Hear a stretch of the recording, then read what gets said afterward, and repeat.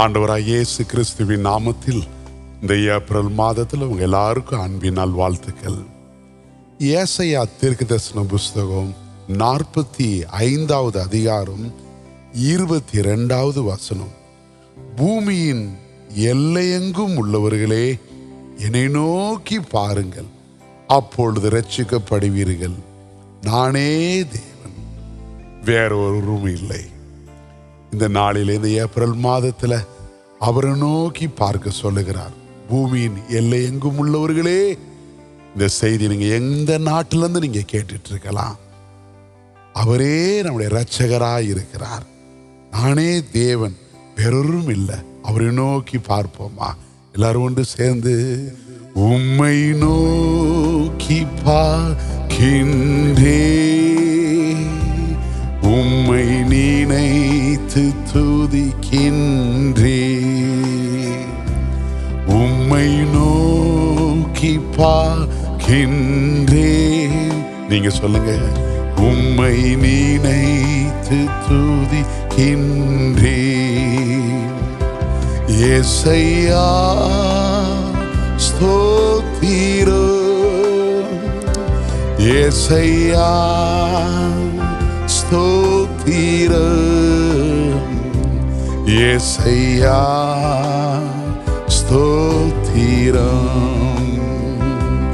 ஏசையா ஸ்தோத்திரம். 3 மாதங்கள் கடந்து விட்டது. இந்த 4வது மாதம், இந்த முதல் நாளிலே வந்திருக்கிறோம். பூமியின் எல்லையெங்கும் உள்ளவர்களே, நீங்க எந்த நாட்டில் வேணாலும் இருக்கலாம், எந்த தேசத்தில் வேணாலும் இருக்கலாம்.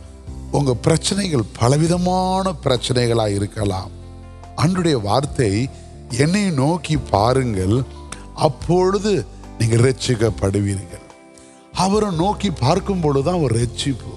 பைபிள் சொல்லுகிறது, ரட்சிப்பு கர்த்தருடையது. சங்கீதம் 3:8 சொல்லுங்க, ரட்சிப்பு யாருடையதான்? ரட்சிப்பு கர்த்தருடையது என்று பைபிள் சொல்லுகிறது. இஸ்ரவேலுக்கு ரட்சிப்பு சீயோனிலிருந்து வருவதாக என்று பைபிள் சொல்லுகிறது. ஏசாயா 12:2 தேவனேனுடைய ரட்சிப்பு என்று சொல்லுகிறார். உங்க பிரச்சனை என்னம்மா? உங்க வியாதி என்ன? உங்க குடும்பம் எந்த இருக்குது? நீ ரட்சியும்னு நீங்க கேளுங்களே. அப்ப இஸ்ரவேலின் ரட்சிப்பு எங்கள் தேவனாகிய கர்த்தருக்குள் இருக்கிறது என்று எரேமியா 3:23 வாசிக்கிறோம். அப்ப இன்னைக்கு ஒண்ணு புரிந்து கொள்ளுங்க. யோனா சொல்றார், ரட்சிப்பு கர்த்தருடையதுன்னு சொன்னார். கர்த்தர் மீனுக்கு கட்டளையிட்டாராம். அம்மா, நீங்க எவ்வளோ நீங்க பிரயாசப்பட்டிருக்கலாம், எத்தனையோ நீங்க டாக்டரை பார்த்துட்டு வந்திருக்கலாம். குழந்தை இல்லையே, இந்த வியாதி இப்படி இருக்குதே, எத்தனையோ நீங்க கோர்ட்டு கேஸ் நீங்க அலைந்திருக்கலாம். இந்த பிரச்சனை இப்படி இருக்குதே. நான் உங்களுக்கு ஒன்று சொல்றேன், பூமியின் எல்லை எங்கும் உள்ளவர்களே, என்னை நோக்கி பாருங்கள், அப்பொழுது நீங்கள் ரட்சிக்கப்படுவீர்கள். நானே தேவன், வேறொருவரும் இல்லை. இப்ப ஆண்டவரிடத்துல அந்த ரட்சிப்பை விட்டுட்டு யோனா மீன் வைத்துக்குள்ள எவ்வளோ பிரயாசப்பட்டார். வெளியே வருவதற்கு முடியல. எத்தனை டாக்டரை பார்த்தாலும் சரி. ஏனென்றால் அவர் ஒருவரும் பூட்டக்கூடாதபடி திறக்கிறவரும், அவர் திறக்கக்கூடாதபடி பூட்டுகிறவர். அவருக்கு தாங்க தெரியும் எந்த இடத்துல தொட்டா அவன் சுகம் ஆவான். உங்க குடும்பத்துடைய காரியம் எங்க டச் பண்ணா அவருக்கு தெரியும். அவர் சிருஷ்டி கர்த்தரா இருக்கிறாருங்க. அவரை விட்டுட்டு பிரயாசப்படுறதெல்லாம் விட்டுட்டு அந்த 1ஆம் தேதி நீங்க முழுமையாவிட்ட வாங்க, வந்துருங்க. எல்லாரும் சொல்லுவோமா? திருப்பாதும் நம்பி வந்தே, கிருபை நீரை இயேசுவே, தாமதம்பை கண்டடைந்தே, தேவ சமூகத்திலே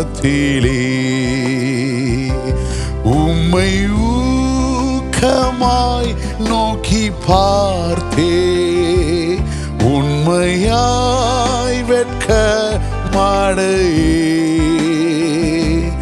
உம்மை ஊக்கமாய் நோக்கி பார்த்தே, உண்மையாய் வெட்க மாடையே.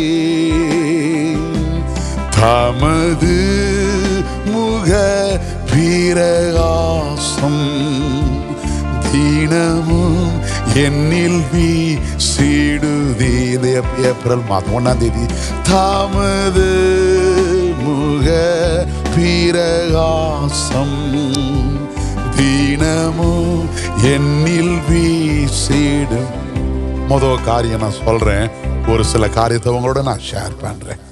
யோவான் 3ஆவது அதிகாரத்துல இயேசு நிக்கோதேமுட்ட சொல்லும் பொழுது 14வது வசனம், சர்ப்பமானது மோசையினால் வனாந்திரத்தில் உயர்த்தப்பட்டது போல மனுஷகுமாரனும் தன்னை விசுவாசிக்கிறவன் எவனோ அவன் கெட்டு போகாமல் அவன் நித்திய ஜீவனை அடையும்படி அவரை தந்தருளி இவ்வளவாய் உலகத்தில் அன்பு கூர்ந்தார். உலகத்தை ஆக்கினை தீர்ப்பு கொடுக்கும்படி அவரை அனுப்பாமல் அவராலே ரட்சிப்பு அடைவதற்கு. இந்த இயேசுவை நோக்கி பார்க்கணும். எல்லாம் கவனிங்க. இஸ்ரவேல் ஜனங்க வனாந்திரத்தில் இருக்கும் பொழுது ஒரு நாள் கொள்ளிவாய் சர்ப்பம் எல்லாரையும் கடிச்சு எல்லாம் செத்துட்டு இருக்கிற நேரத்தில் மோசே ஆண்டவர்கிட்ட விசாரிக்கும் பொழுது ஆண்டவர் சொல்றார், ஒரு வெண்கல சர்ப்பத்தை உண்டு பண்ணி ஒரு குச்சியில வை, கோல்ல வை, யார் யாரெல்லாம் பார்க்குறாங்களோ அவங்களுக்கு பிழைப்பு ஜீவன் உண்டாகுண்டார். அப்படியே இன்னும் கொஞ்சம் ஹைட்டு ஏத்துங்க. அந்த வீட்டுக்காரனுக்கு தெரியல, பக்கத்து தெருக்காரன் இன்னும் கொஞ்சம் ஹைட்டு ஏத்துங்க, அங்க 2 பேர் கடிச்சு அவன் செத்துக்கிட்டு இருக்கிறான். அந்த தெருவில் ஏன்னா பாளையம் முழுவதும் இருக்கிறாங்க. அப்போ மோசே இன்னும் ஹைட்டு ஏத்திருப்பார். அந்த வெண்கல சர்ப்பம் எல்லாரும் நோக்கி பார்த்திருப்பாங்க. பார்த்தவருங்க எவ்வளவு வாயிலேருந்து பாய்சன் அந்த நுர வந்து செத்துட்டு இருக்கிற நேரத்தில் யார் யாரெல்லாம் அந்த வெண்கல சர்ப்பத்தை பார்த்தார்களோ அவர்கள் பிழைத்து கொண்டார்கள்.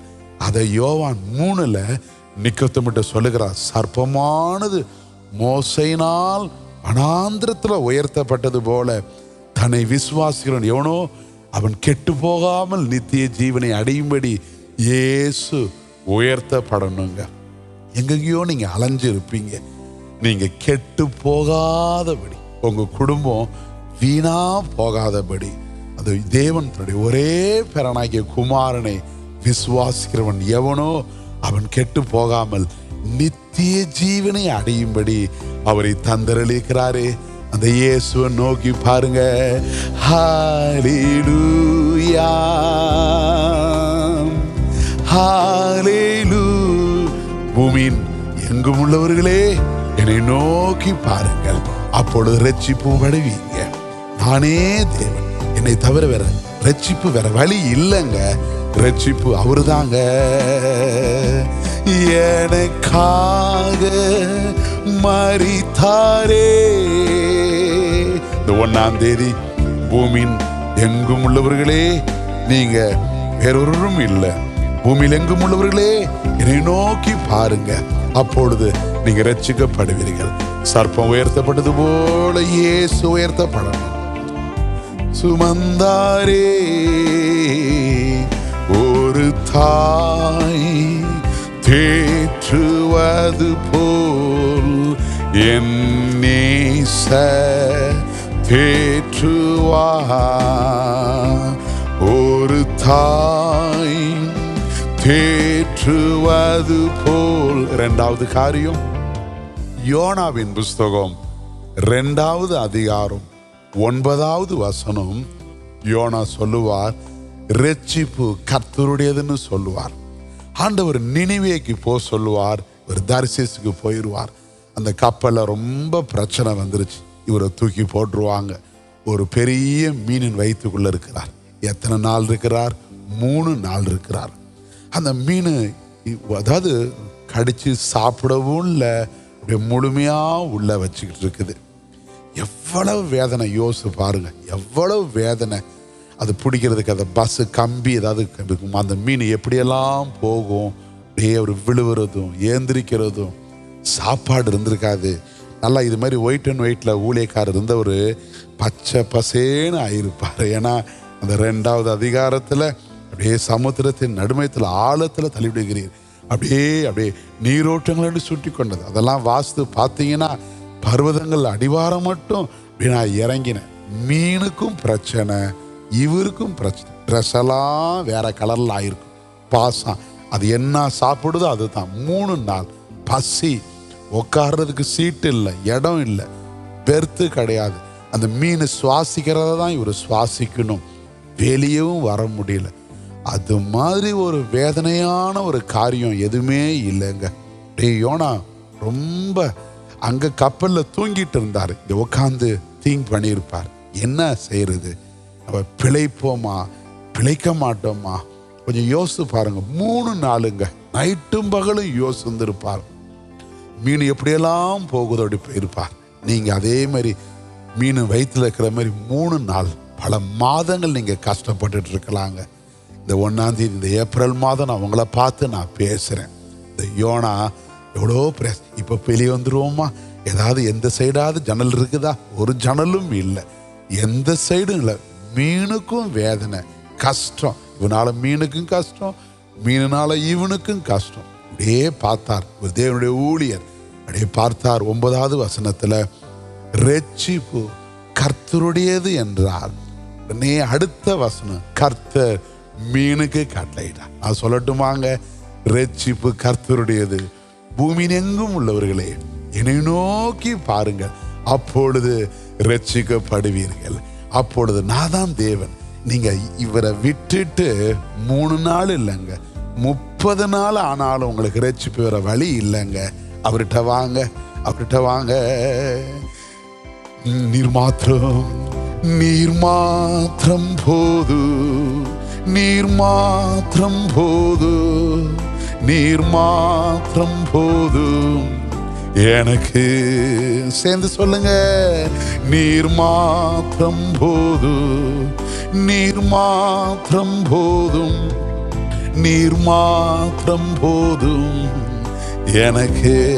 அன்புக்குரியவர்களே, 3வது காரியம், எரேமியா 3வது அதிகாரம் 23வது வசனம், குன்றுகளையும் திரளான மலைகளையும் நம்புகிறது விருதா என்பது மெய், இஸ்ரவேலின் ரட்சிப்பு எங்கள் தேவனாகிய கர்த்தருக்குள் இருக்கிறது. என் கூட சேர்ந்து சொல்லுங்க, இஸ்ரவேலின் ரட்சிப்பு எங்கள் தேவனாகிய கர்த்தருக்குள்ள இருக்குது. இந்த எரேமியா 3வது அதிகாரம், அப்படியே இஸ்ரவேல் புத்திரர் தங்கள் வழியை மாறுபாடாக்கி தங்கள் தேவனாகிய கர்த்தரை மறந்தது நிமித்தம் அழுது கொண்டு விண்ணப்பம் செய்யும் சத்தம் இந்த கேட்கப்படும். சீர்கெட்ட பிள்ளைகளே திரும்புங்கள், உங்களை சீர்கேடுகளை குணமாக்குவேன் என்றார். இதோ உம்மிடத்தில் வருகிறோம், நீரே எங்கள் தேவனாகிய கர்த்தர். சரிங்களா? நீரே எங்களுடைய தேவனாகிய கர்த்தர். 23வது வசனம், குன்றுகளையும் திரளான மலைகளையும் நம்புகிறது விருதா என்பது மெய், இஸ்ரவேலின் ரட்சிப்பு எங்கள் தேவனாகிய கர்த்தருக்குள் இருப்பது என்பது மெய். அடுத்த 24, 22 பார்க்கும் பொழுது நாங்கள் ரொம்ப அவமானத்தில், நாங்கள் சிறு வயது முதல் கொண்டு பிதா கூடிய அக்கிரமங்கள், அவங்க காரியங்கள் எல்லாம் நாங்கள் அவமானங்களை மூடி இருக்குது. நாங்கள் என்ன செய்யறதுன்னு தெரியல. அப்போ குன்றுகளையும் திரளான மலைகளையும் நம்புகிறது விருதா, இஸ்ரவேலின் ரட்சிப்பு எங்கள் தேவனாகிய கர்த்தருக்குள் இருக்கிறது. சொல்லுங்க, ஹல்லேலூயா. அந்த மலைக்கு போகலாம், இந்த மலைக்கு போகலாம், இந்த மத்திய மந்திரியை பார்த்துடலாம். எப்படியாவது இந்த ஆட்சி மாற்றத்தில் எனக்கு ஏதாவது ஒன்று வரும். நான் ஒன்று சொல்லட்டுமாங்க, 146வது சங்கீதத்தில், நாசியில் சுவாசமுள்ள மனுஷனை நம்பாதீங்க, பிரபுக்களை ரட்சிக்க திராணி இல்லாத மனுபுத்திர நம்பாதீங்க. யாக்கோபின் தேவன் ஒருத்தர் இருக்கிறார் பார்த்தீங்களா, அவர்கிட்ட வாங்க. அவர் பசியாயிர்களுக்கு ஆகாரம் கொடுக்கிறார், மடங்கடிக்கப்பட்டவர்களை கர்த்தர் தூக்கி விடுகிறார், விதவைகளை கர்த்தர் காப்பாற்றுகிறாருங்க. வாங்க, துரத்துண்ட இஸ்ரவேலனை கர்த்தர் கூட்டி சேர்க்கிறார். நான் என்ன சொல்றேன், மனுஷனை நம்பாதீங்க. ஏப்ரல் மாதம் அவர்கிட்ட வாங்க, அவர்கிட்ட வாங்க. உம்மை நோக்கி பார்க்கின்றேன், உம்மை நினைத்து, அப்படியே சொல்லுங்க சொல்லுங்க, உம்மை. ஆண்டவரை மாத்திரம் நோக்கி பாருங்க. குன்றுகளையும் திரளான மலைகளையும் நம்புகிறது விருதா. அந்த மருத்துவமனை, இந்த டாக்டர் ரொம்ப ஸ்பெஷலிஸ்டுங்க, அவர் காப்பாற்றுவார். நான் சொல்றேன், இஸ்ரவேலின் தேவனாகிய கர்த்தரிடத்தில் வாங்க. யாபேஸ் இஸ்ரவேலின் தேவனை நோக்கி, நீர் என்னை ஆசீர்வதித்து என் எல்லை பெரிதாக்கி உடைய கரம் என்னோடு இருந்து தீங்கனை துக்கப்படுத்தாதபடி விளைக்கருள்னு கேட்டானே. அவை வேண்டிக் கொண்டதே தேவன் கொடுத்தது அல்லவா? ஏப்ரல் மாதத்துல அவரை நோக்கி பாருங்க. ஏசையா ஸ்தோத்திரம், ஏசையா ஸ்தோத்தி. பூமியின் எங்கேயும் உள்ளவர்களே என்னை நோக்கி பாருங்கள், அப்பொழுது ரட்சிக்கப்படுவீர்கள். என்னை தவிர வேற தேவன் இல்ல, ரட்சகர் இல்ல, அவர்தான் ரட்சகர்.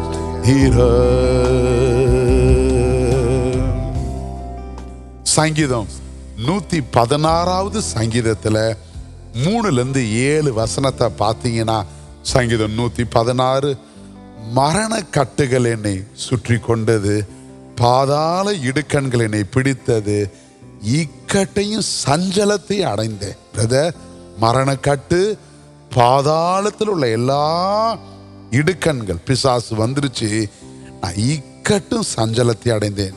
அப்பொழுது நான் கர்த்தருடைய நாமத்தை தொழுது கொண்டு, கர்த்தாவே என் ஆத்துமாவை விடுவீம் என்று கெஞ்சினேன். கர்த்தர் கிருபையும் நீதியும் உள்ளவர், நம்முடைய தேவன் மனமுருக்கம் உள்ளவர். கர்த்தர் கபடற்றவர்களை காக்கிறார். நான் மெலிந்து போனேன், அவர் என்னை இரட்சித்தார். கர்த்தரை நோக்கி கூப்பிடும் பொழுது அவர் தான் ரட்சிக்கிறார். 7வது வசனம், என் ஆத்துமாவே கர்த்தர் உனக்கு நன்மை செய்தபடினால் நீ உன்னுடைய இளைப்பாறுதலுக்குள்ள நீ திரும்பு என்று சொல்லுகிறார்.